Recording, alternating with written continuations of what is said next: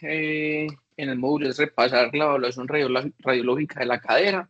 Estuve revisando las tres charlas que hay pues en nuestro canal del doctor Juan José y también del doctor Simón Aristizábal. Entonces traté de complementarlas y darle como, digamos, no un enfoque diferente, pero sí, digamos, reorientarla para que pues, la idea es que se vayan complementando también las charlas de nuestro canal. Entonces, como objetivos principales que me tracé, vamos a identificar cuáles son los parámetros iniciales que se deben tener en cuenta para definir que una radiografía esté bien tomada.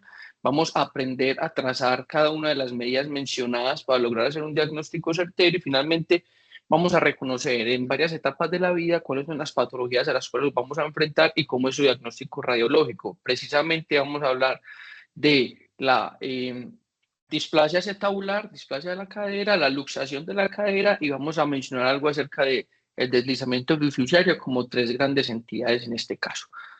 ¿Por qué es importante hablar de esto entonces? Porque digamos que siempre a los niños se les debe realizar pues una radiografía de rutina de la cadera, al menos una AP de pelvis, obviamente teniendo en cuenta cuáles son sus antecedentes familiares e incluso también perinatales y cómo fue su comportamiento pues, durante el embarazo. ¿Por qué es importante esto? La mayoría de las patologías son bilaterales y en caso de no serlo, eh, la idea es que tengamos la otra cadera como comparativa de la parte sana para poder tener una comparación adecuada. Las imágenes y las medidas requieren de la imagen completa para poder trazar todos los ángulos y los grados y finalmente esto nos va a ayudar a determinar cuál es la relación real acerca del acetábulo y el fémur. Entonces, inicialmente hay que tener una buena posición del paciente. Entonces, el bebé, hablando de este caso en los recién nacidos o en los neonatos, generalmente vamos a usar un asistente, ya sea el papá, la mamá o uno de los técnicos de rayos X que esté bien capacitado para esto, con el fin de ubicar al paciente en una posición en supino, con algo de rotación interna de las caderas que mencionan en los textos de aproximadamente 15 graditos, ¿cierto? Y alguna flexión sutil para poder dejar la pelvis en una posición, una verdadera AP, con las rodillas junticas. ¿Qué es importante? Que el rayo lo tenemos que centrar en todo un punto medio de la pelvis. Entonces nos describen dos referencias fáciles. Trazando una línea entre los dos cabezas femorales y el punto medio tendríamos que tener el rayo centrado allí o un punto medio en un triángulo que se forma entre las dos espinas ilíacas anteriores y superiores con la unión de todas las sínfisis del pubis. El punto medio de ese triángulo es donde deberíamos tener el rayo centrado para poder obtener una imagen AP pelvis real y controlando pues obviamente los movimientos del bebé. Cuando estamos en los niños más adultos, pues lo ideal sería tener las rótulas al frente, las extremidades bien alineadas y casi que un contacto sutil entre ambos cóndilos femorales mediales para poder obtener una radiografía superior en la pelvis bien centradita. Entonces, como parámetros iniciales y las líneas, digamos, principales que vamos a tener que trazar en nuestra radiografía van a ser, como siempre, la línea H, ¿cierto? La línea H, la cual va a ser trazada por toda la parte y el borde inferior del techo acetabular en su porción medial. Vamos a trazar la línea P de Perkins, la cual está y se traza a través del borde más lateral del techo acetabular de forma perpendicular a la línea H, o sea, que se forme un ángulo recto entre ellas, ¿cierto? Y esto nos indica, pues, cuál va a ser una de las medidas iniciales y nos va a empezar a dar la anatomía y la morfología de nuestro acetábulo en nuestro pacientico. Este es un paciente, es el hijo de una amiga que lo usé como modelo, 6 meses, tiene como antecedente que nació en Podálica y es niño. Siguiendo con este paréntesis, vamos a continuar trazando la línea más lateral, que se llama la línea de Calvé, y finalmente, digamos, como líneas iniciales que siempre tratamos y que siempre evaluamos en consulta externa, sería la línea de Shenton. Estas últimas dos líneas nos indican en los textos que si son continuas y constantes y que se trazan de una forma suave, hablando de la línea de Calvé, por todo el borde lateral del hueso ilíaco, pasando a través del ilium y toda la cortical lateral del fémur, es una línea que nos puede indicar si está rota o si existe una disrupción de esta, que existe algo de inestabilidad de la cadera. E igualmente, la línea de Shenton que la vamos a trazar por toda la cortical medial del fémur proximal, trazando un arco que se vaya a unir al borde superior del agujero obturador. Siempre en los textos nos dicen que si esto es una línea que se traza suave, que no hay que buscarla y que es continua, nos indica de forma indirecta que tenemos una cadera estable o que al menos no hay una migración lateral o superior de la misma. Ojo, ojo, estas dos líneas o sobre todo la línea de Shenton en cada uno de los textos que miramos, hay que interpretarla con pinzas porque muchas veces, como tenemos un segmento móvil, que es el fémur proximal, sobre un segmento que en este caso está estable, que es la pelvis, en ese caso pues los agujeros obturadores, muchas veces con solamente las rotaciones laterales o las rotaciones externas del fémur o internas nos pueden generar alguna alteración de la misma. Entonces, por eso es importante tener una interpretación adecuada, ¿cierto? Y evaluar los demás aspectos de la radiografía para definir si realmente tenemos una imagen que está bien tomada o no. Y uno de estos parámetros, digamos, hay varios, pero uno de los parámetros que quise usar en este caso fue el cociente o coeficiente de rotación, que cómo lo podemos sacar. Trazando, dibujando los agujeros obturadores, si ustedes ven, y si somos más exhaustivos con la evaluación de la cadera P, vemos que el agujero obturador en la hemipelvis derecha está un poco más estrecho que el agujero obturador de la hemipelvis izquierda, pero incluso en el libro y en el libro clásico de Tonix, en el capítulo de la evaluación radiológica, nos dicen que si usted tiene este cociente en el cual la relación que está entre el diámetro de ese agujero obturador con respecto al otro agujero obturador, tenemos una relación que se encuentra entre 0.56 y 1.8, podemos definir que es una radiografía que tiene, digamos, unos parámetros aceptables y que de alguna forma se encuentra bien tomada y que no está tan rotada que nos pueda arrojar algunos resultados alterados. En este caso, en la radiografía de mi amiguito, nos dio 0.62, es decir, aparentemente tenemos una radiografía confiable para poder empezar a hacer las medidas iniciales. Listo. Continuando entonces, hay otra opción, ¿cierto? Que esta sí, el doctor Sarasa nos tiene desde residentes con esta estrategia de la Optical Integrated View. Si tenemos la experiencia suficiente y hemos ya estado expuestos a múltiples radiografías, tenemos que definir con una visión grande que esta radiografía tiene unos parámetros aceptables, como viendo cómo está la morfología de ambos huesos ilíacos, viendo cómo está la posición del techo acetabular, cómo es el reborde, si lo tenemos, digamos, algo de refuerzo o digamos, que nos indique que la cabeza femoral está apoyando en una parte central, cómo está la posición de ambos cartílagos trirradiados, cómo va la ubicación de los agujeros obturadores, y así podríamos indicar que el paciente tiene una radiografía, en este caso, rápidamente normal.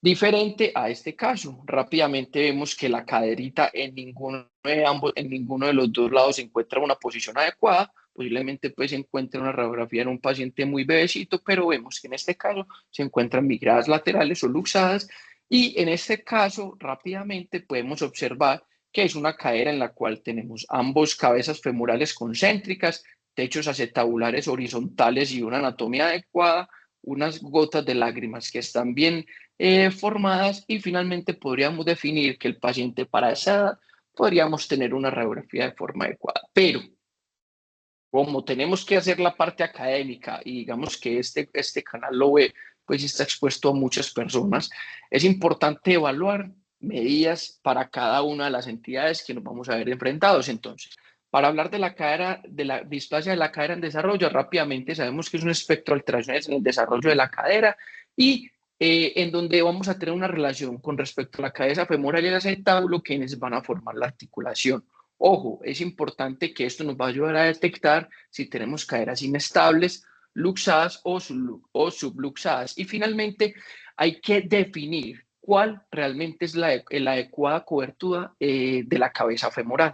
Puede ser por muchas causas. En este caso, digamos que a lo que se refiere es que existe una interacción anormal entre la cabeza femoral y el acetábulo, lo que no nos permite una formación del techo acetabular y una cobertura del mismo de la cabeza de forma adecuada. Entonces, sabemos entonces que cuando nos enfrentamos al recién nacido, tenemos unos centros de osificación primarios y secundarios y que, como vemos en la imagen superior, una adecuada interacción en el eje de carga entre la cabeza femoral y el acetábulo nos va a ayudar a formar, entre comillas, una cadera de una forma estable y un acetábulo adecuado. Pero si este eje de carga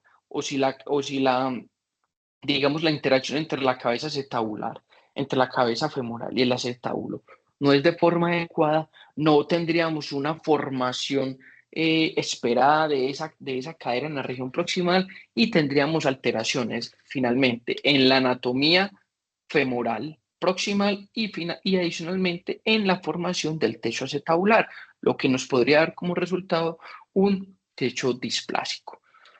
Para esto tenemos varias medidas. Vamos a empezar inicialmente con el índice acetabular, que es la que más usamos. Existen unas tablas, en este caso les puse pues aquí en la charla las de Novaes, pero existe la otra tabla de Tonis, la cual tiene un comportamiento realmente muy similar, en donde el índice acetabular nos va a indicar cuál es, digamos, el grado de cobertura, o no tanto el grado, sino nos va a mostrar cuál es, digamos, la morfología de ese techo acetabular. La idea es trazar una línea a través de todo el piso del cartílago irradiado y posteriormente en toda la base de la región más proximal, de la región más medial del techo acetabular hacia el borde más lateral osificado, ¿cierto? Y esto nos va a dar un ángulo.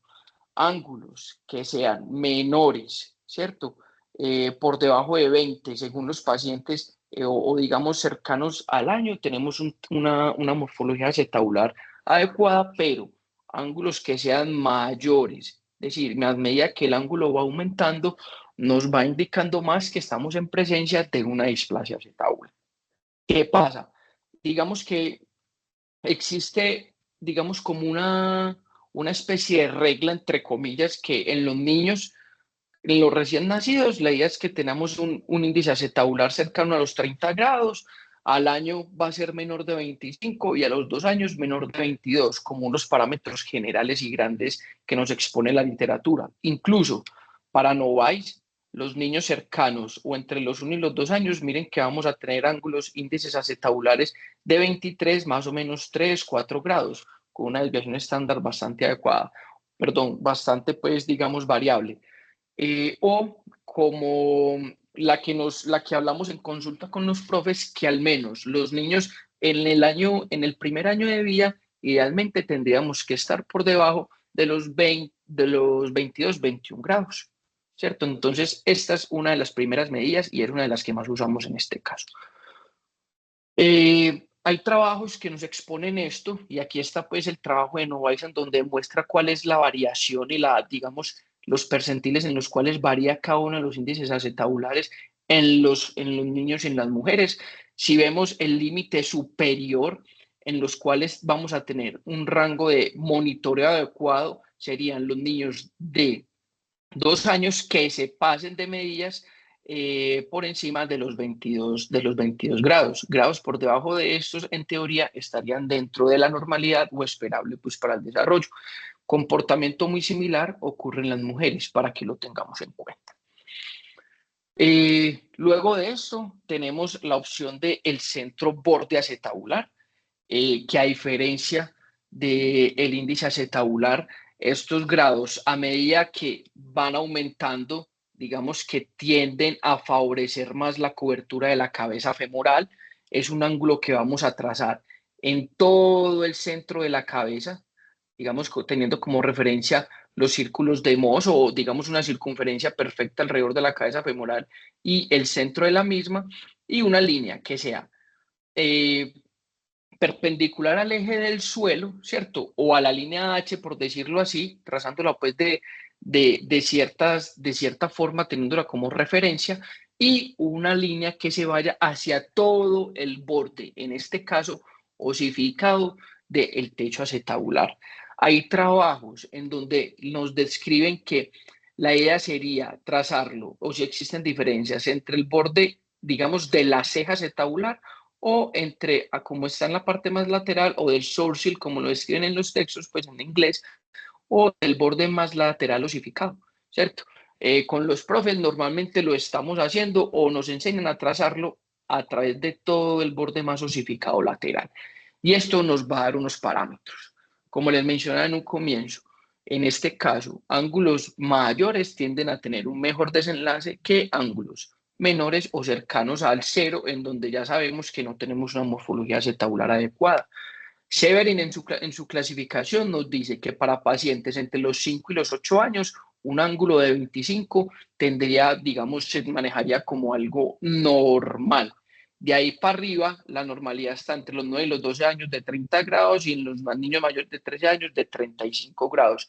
Ojo, que digamos que tienen en algunos de los textos que leí, entre los niños de 5 años, si tenemos ángulos ya mayores a 20 grados, lo podríamos tomar como algo normal. ¿Qué es lo que pasa?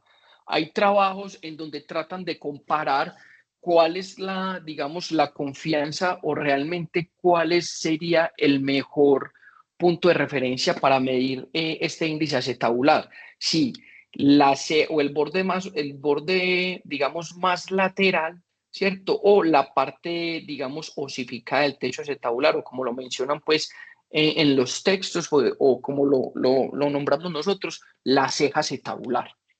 Ellos hacen comparaciones y si vamos a ver desde la forma entre cómo se toman las medidas, es una forma, digamos, confiable entre cada uno de ellos.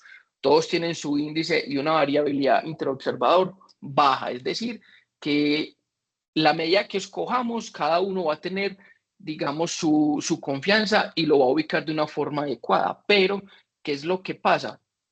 Ogata logró describir algunas digamos, variabilidades anatómicas sobre el techo acetabular. ¿Qué pasa? Entonces, muchas veces pacientes que inicialmente, si hubiésemos tomado la medida en este caso, en el paciente de arriba, las dos primeras imágenes, sobre el borde, digamos, de la ceja acetabular, nos mostraríamos un acetábulo que es algo displásico. Y a lo largo del tiempo, miren cómo se comporta. Finalmente termina osificando. Pero si ustedes ven el borde más lateral osificado, vamos a ver que es un índice acetabular mucho más favorable. Y ocurre lo mismo con el paciente de la región inferior.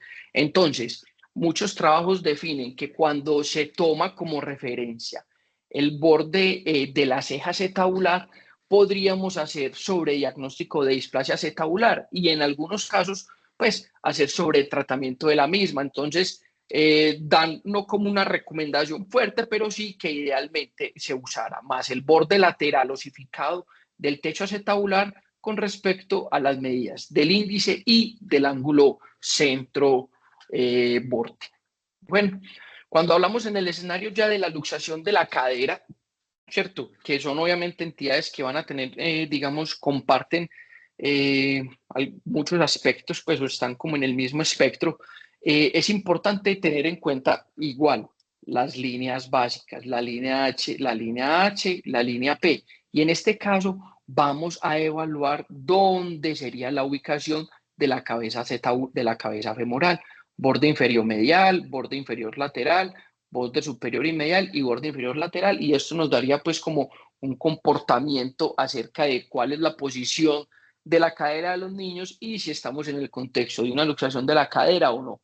¿Qué pasa? Cuando estamos en el escenario de niños en los cuales aún no tenemos centros de osificación, tenemos la opción del uso del triángulo de Mittermeier, en el cual vamos a trazar una línea que sea paralela, ¿cierto? A través de la placa fasciaria o del borde más superior de la metáfisis del fémur proximal, ¿cierto? En donde pues está la placa de crecimiento y vamos a trazar un triángulo equilátero, lo vamos a dibujar, ¿cierto? Sabiendo que el borde inferior, la pared inferior sería paralela a la superficie y después trazamos el triángulo y la región superior o el ángulo superior del mismo nos indicaría dónde se puede predecir la posición de la cabeza femoral, en este caso, en el cuadrante inferior y medial, teniendo en cuenta que, digamos, en este caso sería una radiografía normal. Qué es lo que, digamos, o cuál es la utilidad de esto? Pues esta clasificación en la división por cuadrantes, Tonis la describió inicialmente en pacientes en donde tuvieran ya centro de osificación presente. Entonces es mucho más fácil de definir dónde estaría la cabecita. En este caso, caderas que se estén mediales a la línea P, él las describía como displasias grado 1, grado 2 laterales a la misma, grado 3 que estén en el borde superior cercanos al cuadrante superior lateral y las grado 4, ya pues hablando del escenario de caderas luxadas en el borde superior y lateral. ¿Qué pasa? Salió la clasificación o digamos que el Instituto Internacional de Displasia de Cadera nos ofrece una nueva o digamos una estrategia para tratar de ubicar en esos pacientes que no tienen la cabeza femoral dónde está la cabecita. Entonces nos ayuda a trazar digamos, un plano en el cual trazamos la línea H para que no se asusten con este gráfico, la línea P y una bisectriz que nos forme un ángulo de 45 grados entre ambas líneas. Y esto lo definimos en cuadrantes en contra de las manecillas del reloj. Grado 1, grado 2, grado 3 y grado 4, ¿cierto? ¿Qué pasa? Vamos a trazar un punto H adicionalmente. Entonces, el punto H es un punto intermedio que se traza o que se ubica entre la placa de crecimiento. Y es allí en donde, digamos, el Instituto Internacional de Displasia Acetabular nos indica que todas, digamos, las posiciones o la ubicación de ese punto H en los cuadrantes número 1, en el cuadrante inferior y medial, es una radiografía normal. Cuando hablamos ya de migración hacia lateral, tenemos en cuenta ya de displasias acetabulares grado 1, grado 2 o finalmente displasias de cadera o finalmente pues luxaciones articulares. Es muy fácil de trazar. Incluso aclara que si tenemos un punto H que toca la línea, le vamos a dar la posibilidad y en beneficio del paciente de clasificarlo en el menor grado. Bueno, se traza fácilmente. Entonces, lo que les mencionaba, displasias grado 1 ubicados en el intervalo medial, es decir, normales, grado 3 en este caso, donde no tenemos cabeza acetabular, pero miremos que está en el cuadrante número 3, o grado 4, en donde tenemos un ascenso completo pues, de la cabeza femoral. Entonces, esta es otra de las herramientas que tenemos en el escenario de luxación de cadera o de displasia acetabular. Igualmente, vamos avanzando de edad en los niños y tenemos el índice de migración de Reimers, en donde nos podemos definir cuál es la posición o cuál es la relación que existe entre la posición de la cabeza femoral y el techo acetabular en su borde más lateral. Tenemos una relación que idealmente debe ser el del diámetro casi que de toda la cabeza femoral y la parte que está más lateralizada. Dividimos eso y eso nos da un porcentaje de migración. Mencionan pues que porcentajes por encima de 30 grados, 33 grados, tenemos una cadera en riesgo de migración o de luxación, hablando sobre todo en el escenario de pacientes con parálisis cerebral. Pero si alguien no es capaz de eso, tenemos estrategias, ¿cierto? Tenemos estrategias en las cuales el uso de aplicaciones como el Hip Screen nos ayudan a hacer una detección temprana, a poder tener un seguimiento y a poder tomar conductas con respecto al manejo definitivo. Es muy fácil, es una aplicación que está disponible, que ya todos la usamos y con los profes también nos han enseñado a usarla. Y tenemos aquí este caso, ¿cierto? En donde un paciente, pues evidentemente tenemos una cadera luxada en el lado izquierdo, pues con un acetábulo bisplásico, pero posiblemente la cadera derecha de este paciente sea una cadera en riesgo. Hacemos el ejercicio con el Hip Screen y tenemos que cada una de las lineecitas son 10% y este paciente tiene aproximadamente un 30% de migración lateral de su cadera. Es decir, es una cadera que está en riesgo, que está subluxada en algunos casos y esto nos ayudaría a tomar conducta según el escenario en el que estemos. Cuando ya vamos avanzando de edad, tenemos pues digamos, la indicación de tomar adecuadamente un ángulo cervicoiaficiario. Ya sabemos pues que es una línea que va por todo el eje de la diáfisis femoral y se intersecta con todo el eje del cuello femoral y esto nos ayuda pues a medir el ángulo que se forma en la región medial del mismo. Tenemos pues que ángulos cervicoeaficiarios, a medida que van creciendo los niños, este va a ir disminuyendo hasta el rango normal pues de la adultez, y tener en cuenta que cuando son más pequeñitos son pues más anteversos y esto podría ser más aumentado. Finalmente, entonces, en los pacientes más adultos, hablando en el escenario de deslizamiento epifisiario, sabemos que es una enfermedad de la cadera del adolescente, donde existe un desplazamiento anterolateral y superior de la metáfisis femoral, que va a ser más común en los hombres y que tiene unos riesgos de dejar unas secuelas, como la necrosis vascular, la condrolisis y una artrosis severa temprana.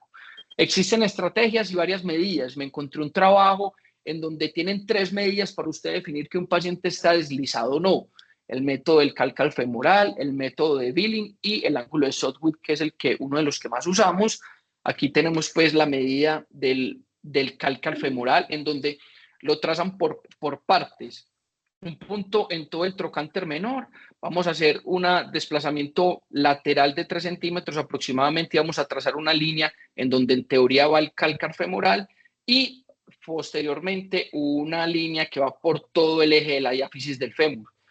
Finalmente hacemos el trazo de dónde va la fisis y a esta le hacemos una línea perpendicular, y esto nos da el ángulo de deslizamiento. Un poco compleja, pero es fácil de trazar. Mucho más fácil, el ángulo de Southwick, que es la que más usamos.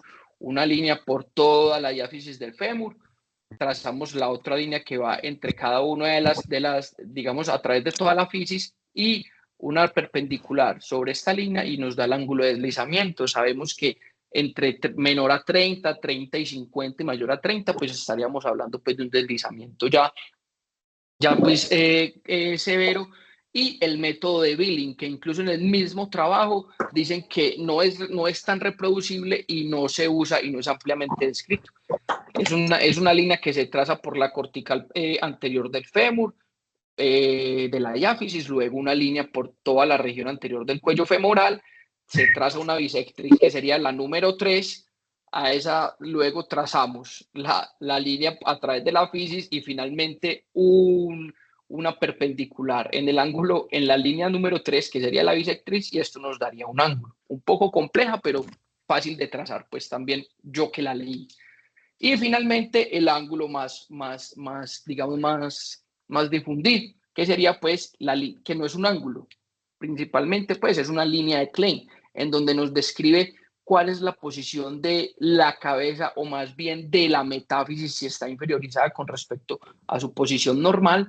Y ya sabemos que cuando existe un deslizamiento epifisiario, esta línea de Klein no cortaría esa partecita superior de la cabeza femoral, y sería pues casi que una línea recta por toda la parte superior del cuello.